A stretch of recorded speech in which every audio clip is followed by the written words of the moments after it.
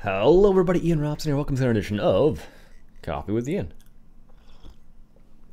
Apparently I'm late in recording this now that I just realized. We're getting a little ice storm today. Apparently it has already started, so I actually spent a few minutes scraping off my window already this morning. Or my windshield, I should say. And I put my, I don't know, you call it like a cover over my car, my windshield, to make sure it doesn't have too much ice in the windshield. We'll see how that works out. I'm supposed to head out to the GTA area today, so that may or may not happen now. Actually, I'm supposed to do a couple different areas, so we'll see what happens there. Hopefully it's all good. It's funny at work, because we sell chainsaws, generators, and John Deere tractors. Some people like to prepare, so a couple people picked up generators this week just in case things happened. And a couple of people, I think maybe if this ice storm is as bad as they say it's going to be in this area, I imagine quite a few people will pick up chainsaws as well to deal with the damage that has been done.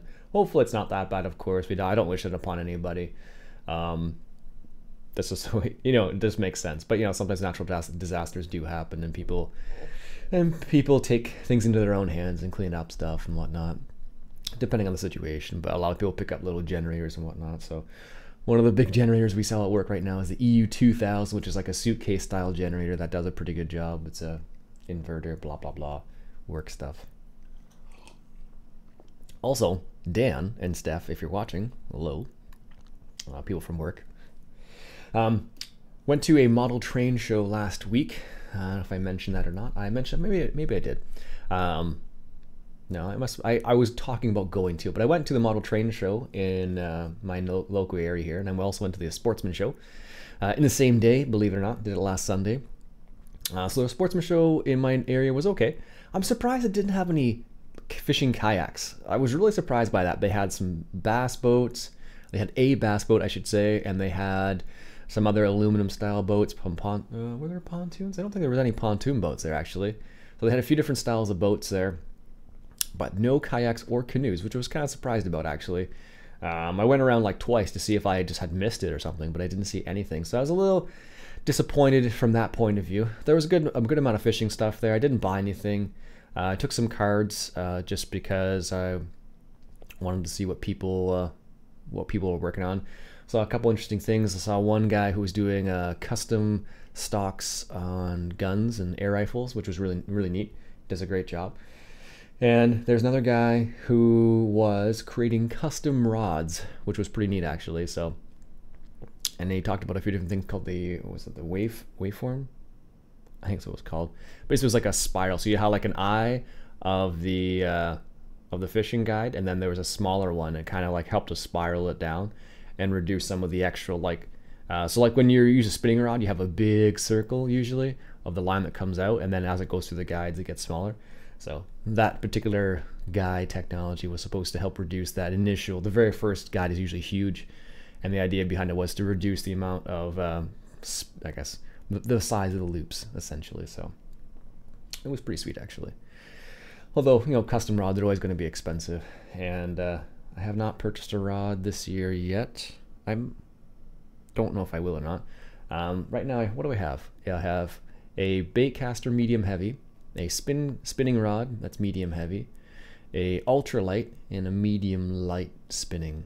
Ultralight spinning, medium light spinning, and a fly fishing rod, I guess. Yeah, I guess that's it. So I guess I'm kind of missing, what would I be missing? Medium action. No, I guess that would be medium action, medium. Yeah, medium, I think is what it is. Anyways, I don't know. It's an old rod that's from Canadian Tire from like the 70s or 80s, something like that. I've caught so many fish on that rod, it's ridiculous. I did get a new reel for Christmas, as I mentioned ages ago. It's a Casking Sharky 2, 1500 model. So it's kind of like the smaller model to replace my Mela that I broke, my Casking Mela. I love the Casking Mela. I dropped it in the water though, and it doesn't. That one wasn't designed to be dropped in the water, unfortunately. So it still works, kind of. I'm not sure. I need a good look at, but it's not super expensive, so it could almost be cheaper just to replace it rather than try to find someone to repair it. Because as soon as it's like in the shop, if it costs you like an hour's worth of time, that's $40. It's basically the cost of the reel. You might as well just buy the reel in that scenario. So anyhow, oh goodness. Also, big news, the Hunter called the Wild just came out with a new DLC. It's a Weapon Pack 1 DLC. It added a 22, which is a small little caliber gun. I think there's 2 different variations of the 22.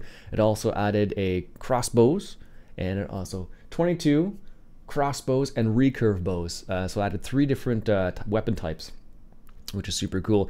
Now the one thing I wasn't sure about in the game is I wasn't sure if crossbows were going to be their own weapon class or they're going to fall under bows. And it looks like they fall under bows. So all the work I did on bows ages ago will be good, because then I can get the crossbow without a problem. Although, from what it looked like, it didn't cost anything in-game to get it anyways once you purchase the DLC. Because I think the DLC for me, I think, was like $5.99 or $4.99 Canadian, something like that. Like in UK, it was like, you know, £3, and US it was like $3.99, something like that. So pretty cheap actually.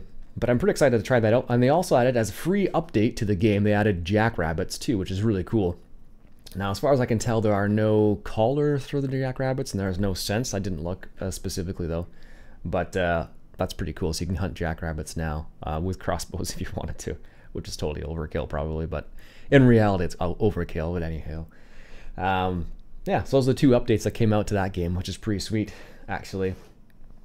So I haven't chosen a map today for the stream. I need to take a look at what I have available. Maybe I'll look at one of the English maps. I haven't looked at too many of those. Last time I looked at Valley of the Old Farm was the last one, and then we looked at, what was one after that? I can't remember. Anyways, we looked at one of those as well. So I'll have to take a look and see what's what, and go from there basically. But I'm pretty jazzed about it. I think we'll try maybe one of Oxygen David's maps or something like that. I haven't really played any of those ones. I'm sure they're delightful maps. I just don't play a lot of British maps because they get done to the ridiculously. Because, like, you know, there's like one person who may showcase it, and then you have, like, after it's released publicly, you have like 100 people playing on the same map, which is the way it usually works in that scenario. So anyways, I don't mind it, but it's one of the reasons why I tend to steer clear from them. So although like I said multiple times, I've been enjoying County Lines, been performing well. Hasn't been the actual performance of the game's been pretty solid so far, so that's been really good actually. So it's made my life a little bit easier in terms of playing it, because it's been solid in performance. So I'm happy about that. And I haven't looked for any new mods. Let's take a quick little peek to see if there's any new mods for Farm Sim here. I didn't see anything that jumped out at me honestly. But let's take a look anyways to see what we can see. I'm just firing up Farm Sim here and looking at the mod section here. Apparently I have some updates. Let's see the latest, or that's the best. I want the latest. What's the latest? Gamsing Farm, that's an old one. HD Bale, that's one that's been around for a while. Tech Tanker Pack. Oh no, I was gonna try the old Slovenian map farm. That's what I wanted to try out this week. Wood Chipper. What the heck is that? Interesting. Multi-tanker purpose for water, milk, and fuel, I imagine. HD bale storage, Gamsting, I guess, sorry. Middle of the mountainous terrain.